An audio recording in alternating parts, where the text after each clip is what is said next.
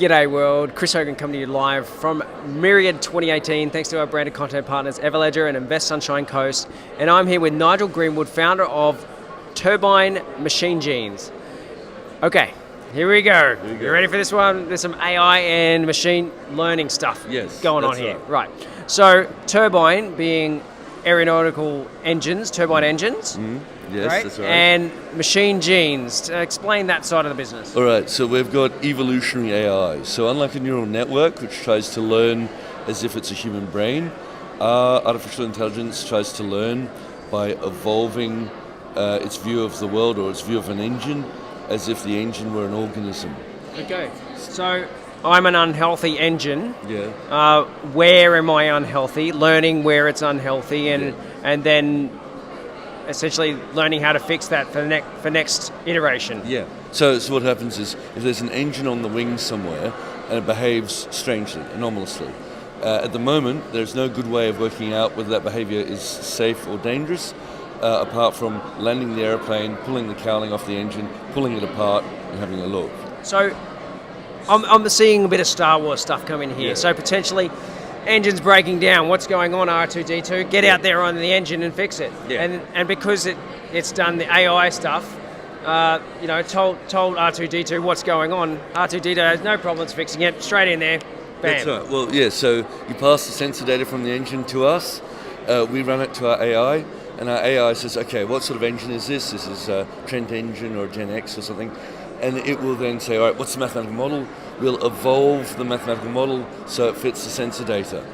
And so basically, you have a whole lot of generations whereby the mathematical model will behave like an organism.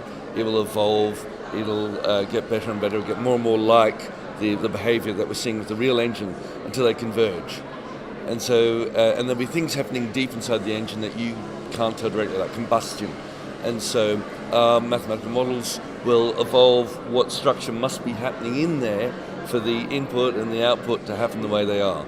And then at the end of that, then I will come back to you and say, this is what must be happening inside your engine for this behavior to be appearing this way. And so this is how you would structurally create the engine next time round? Well, it means that you, for the first time, you can actually look inside your engine while it's on the wing and say, okay, this is what must be happening inside this engine. And so it means that if there's an anomaly, you can say, okay, that's safe, that's not doing anything terribly scary, or else maybe that particular anomaly is getting bigger and bigger. You can't see that, but our model can. And so our model says, hey, you've got to intervene now while it's safe, because in, say, 10 hours, smoke's going to start coming out of your engine, and it's going to be really bad news all around. Oh, great, because it can forward predict that problem's going to cause other problems. Yeah, great. That's right. So it gives you insights that are currently physically impossible. So it means you've got a completely new way of looking inside your engine while it's running. Wow, I got it. Did you get it? Did you get it?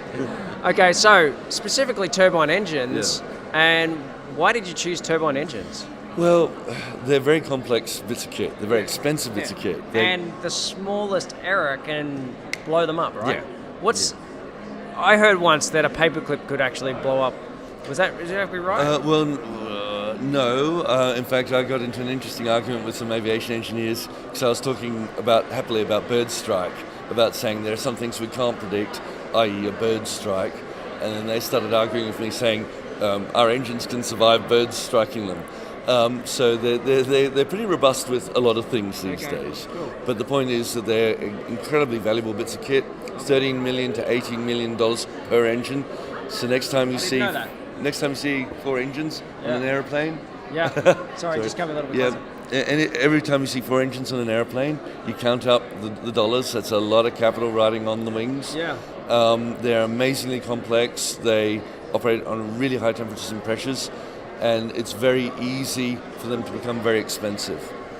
Where are you doing most of your R&D, or who's most interested in your product? We're just finishing off a demo for one of the world's top 3 aviation engine manufacturers. That's been very successful, and so we've been happily growing our turbine engines in virtual simulation. We're here in Brisbane. We're out at UQ Long Pocket, so the University of Queensland is one of our shareholders, and we've got a really amazing team of engineers and mathematicians and some other people, some business advisors. We're a global company from the outset, in that we've actually found it far easier to get traction overseas than in Australia. Yeah.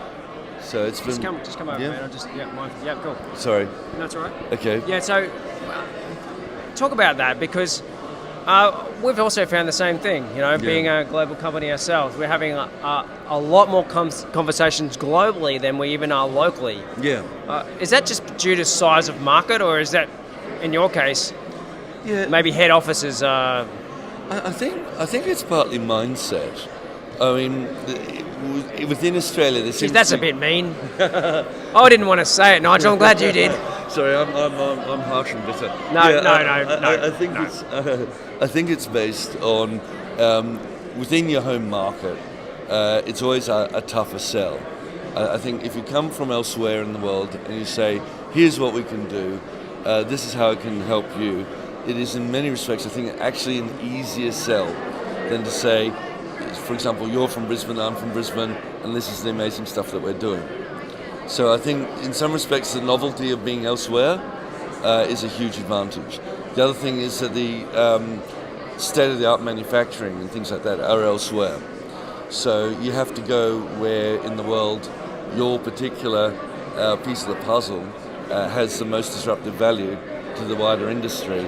And so Australia doesn't really do state-of-the-art advanced manufacturing.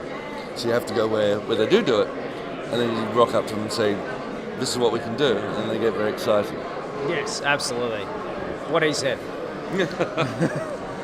So how do we stay across what Turbine MachineGenes are doing? Sorry, what? How do we stay across what you guys are doing? We want to watch this stuff happen. Yeah, absolutely. Well, we've got Twitter at MachineGenes. Come on, Twitter.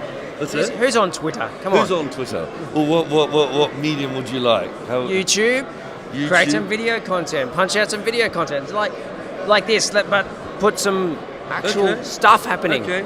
We have actually got some of our team are doing animation of what we're doing at the moment. Beautiful. It's really fun. Cool. And so once I've got that done, happy to send you the link. Absolutely. Because it's really exciting. Yes.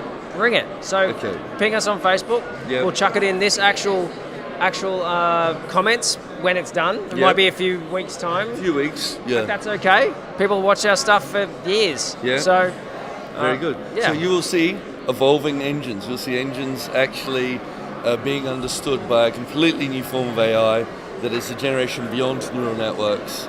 And so, AI as an organism. Which is basically, when you say generation beyond neural networks, basically a generation beyond what our minds can comprehend. Is that kind of what you're saying? Or no. I mean, neural networks are based on the human brain. But the problem is that neural networks really operate like a dog. So it's like training a dog. You give huge amounts of data to a neural network, it'll find patterns. It won't know what the patterns are that it's found. It won't know why it chooses one rather than another. And it's almost pointless trying to cross-examine it to say how it knows what it knows. Okay. But it's a useful skill. Dogs do lots of great things. Yeah. But our form of AI knows what it knows and knows some of what it doesn't know. So it's aware of ambiguities within its own knowledge set, and then it tries to explore them. So our form of AI is much closer to what I think the public would think of as a genuine AI, in terms of you can train it in a way that it knows that it's improving its awareness of a problem, and it can explain to you why it chose a particular strategy. Fantastic.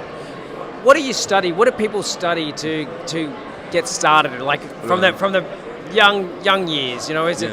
I'm sure it'd be math. Yeah, I did maths. I did I did undergrad physics and pure maths, and then I did my PhD in applied maths.